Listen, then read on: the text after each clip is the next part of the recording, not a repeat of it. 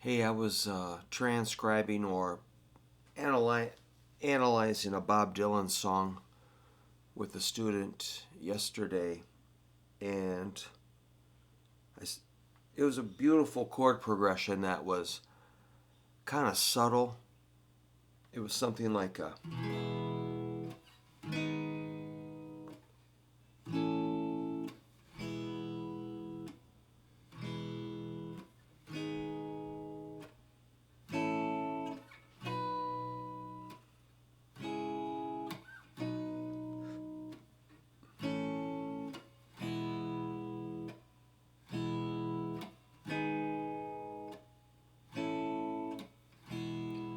something along those lines, and there was really no strumming in the song as far as like you know a vigorous motion. It was kind of a mix of maybe whole notes and a little bit of keyboard, and there was a lead guitar kind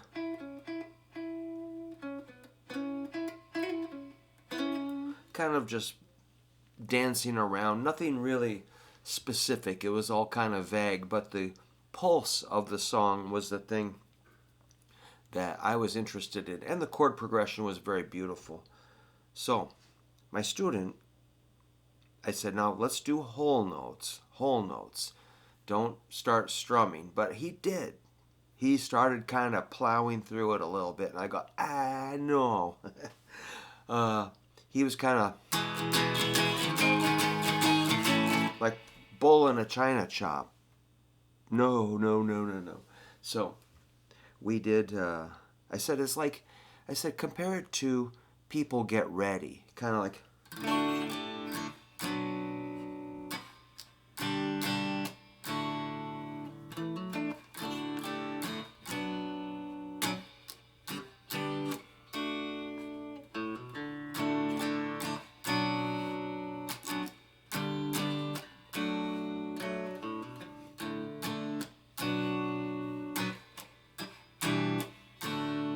kind of light, kind of dancing, just sort of floating on top.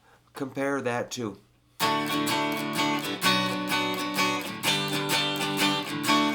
it's like,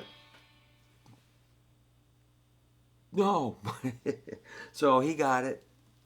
So it's fine. But, you get into a rut where you do the same kind of approach that just, when you got a hammer, every problem looks like a nail or whatever the saying is. But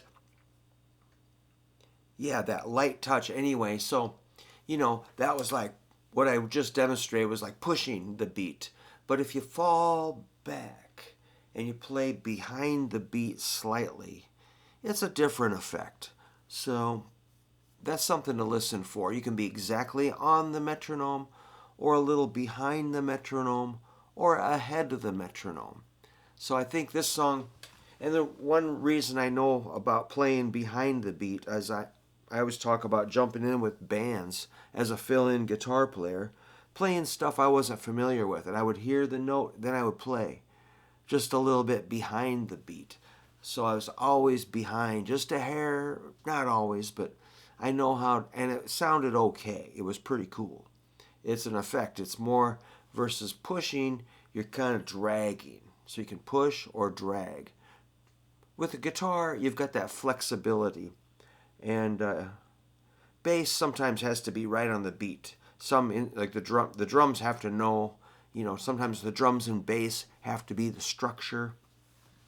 But guitar, being that we're kind of crazy, we can kind of float a little bit. But I think it's better to drag a hair than push, from my point of view. So anyhow, that's something to think about. And those chords I was doing were something like E, G sharp minor, A. I can't remember what it was. B, E, E, G sharp minor, A, B, C sharp minor, B, A, E, E, G sharp minor, A, E. Something like that. I might be confusing it with people get ready now. But Yeah, man, that's just kind of a cool thing to know where you're not, overdoing it. You just sometimes approach cautiously and then, you know, don't, sometimes not playing is better than playing. So making that space, so it's kind of gently coming in. I said, let's visualize if we were playing, let's say we're going to add a guitar part to Bob Dylan's song and we want Bob to be happy. Imagine that.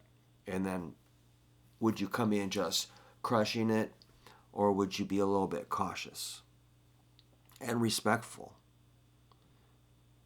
Yeah, I think you know what you'd do. I hope.